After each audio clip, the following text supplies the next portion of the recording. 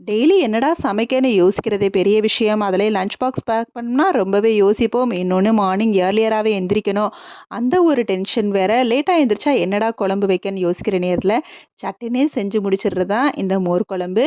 அதுக்கு துவரம் பருப்ப கொஞ்ச நேரம் ஊற வச்சுட்டு, தயிர மிக்ஸியில போட்டோம்னா கொஞ்சம் கிரீமியா வரும். அதனால மிக்ஸியில போட்டு மோரா கடைஞ்சு எடுத்துட்டு, தேங்காய், ஊற வச்ச துவரம்பருப்பு, இஞ்சி, பச்சை மிளகாய், 2 வெங்காயம் போட்டு நல்லா அரைச்சுட்டு, ஒரு பேன்ல எண்ணெய் ஊத்தி கடுகு, வெந்தயம், கருவேப்பிலை, சின்ன வெங்காயம், வத்தல், பெருங்காயம், கொஞ்சமா மஞ்சள் தூள் போட்டு, நம்ம அரைச்சு வச்ச பேஸ்ட் தேவையான அளவு உப்பு போட்டு ஒரு 5 நிமிஷம் நல்லா கொதிக்க விட்டுட்டு, மிக்ஸர் ஜார்லயே தண்ணி ஊத்தி நல்லா அலசி ஊத்திக்கலாம். நல்லா கொதிச்சு மசாலா திக்கானதுக்கு அப்புறம் ஸ்டவ்வ ஆஃப் பண்ணிட்டு, நம்ம கடைஞ்சு வச்ச மோர அதோட ஊத்தி, கடைசியா அதோட மல்லி இலையையும் ஆட் பண்ணிக்கலாம். சூப்பரான மோர் குழம்பு ரெடி.